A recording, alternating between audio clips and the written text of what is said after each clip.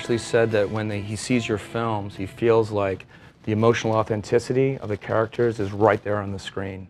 Most filmmakers who make big movies, most filmmakers you see in theaters, whatever, they're in their 40s, their 50s, whatever, but to have someone who's younger making films, maybe that you have an opportunity to put that emotional authenticity forward in a more, in a way that feels much more organic, maybe. Well, I I try not to please critics or anyone else but me when I'm writing these characters and these lines. I'm trying to be honest, and since I'm young, I don't have a choice but to dig in what's fresh and, you know, what's behind me.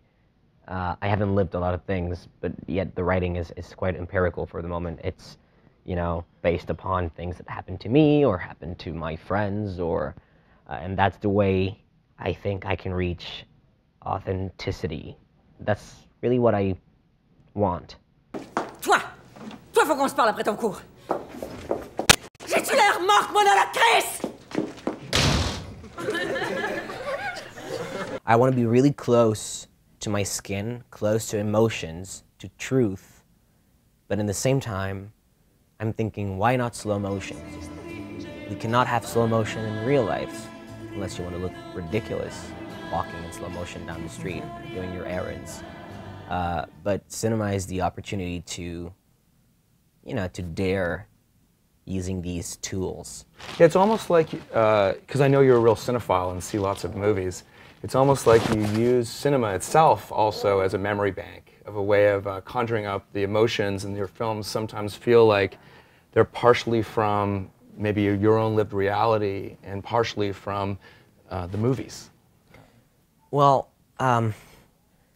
it's what a lot of people have asked me, what are my influences? This is the question I get the most. Do you like that question? No, I don't like it. Why? Because I think, and that's my favorite sentence here this summer, I think that people who watch films with their culture are people who are, you know, most of the time unsatisfied and bitter towards cinema because the doors they open to the movie are merely the doors of their videotheque. Mm-hmm. While someone who watches a film with his, well, let's say heart, mm-hmm. Is someone who can, you know, often be very satisfied and very content with what he sees and very emotive, because the doors he opened to the film is the doors of his life and his past. And while a critic of the Hollywood Reporter is saying that it is a case of style over substance, I really don't give a shit. Right. You know, because what is important is what Mr. there, mm-hmm. down the street, guy next door, thought and came to me and told me, thank you.